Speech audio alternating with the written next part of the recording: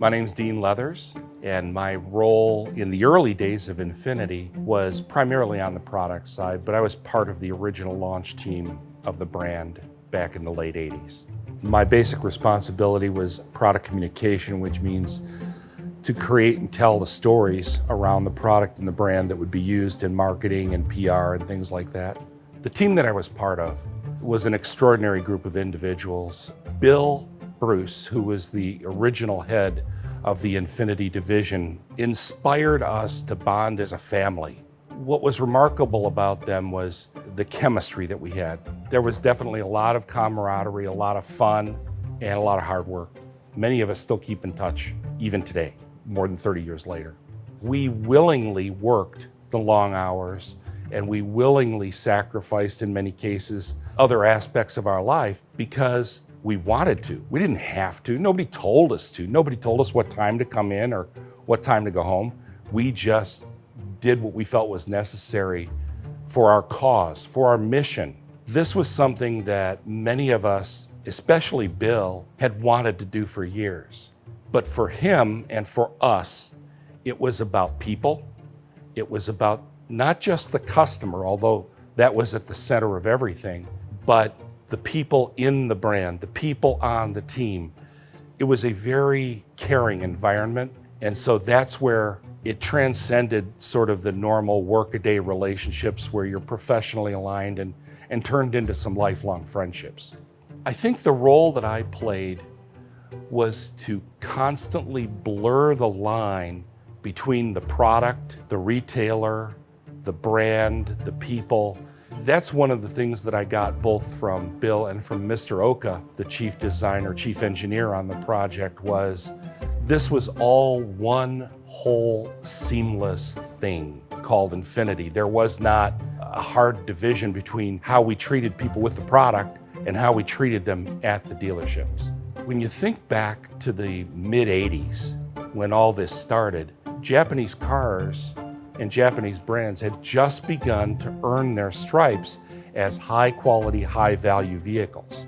The luxury brands at the time were dominated by the Europeans with Mercedes, Jaguar, BMW at the high end. And on the domestic side, you had Cadillac and Lincoln.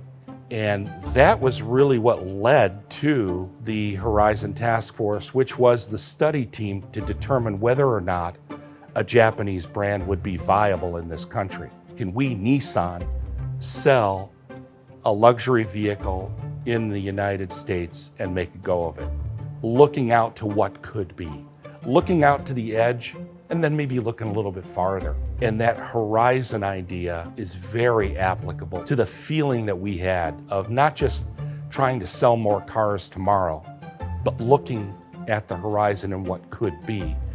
And that eventually translated into the name that we chose, the brand logo that we chose, of the roadway symbology heading out toward a horizon.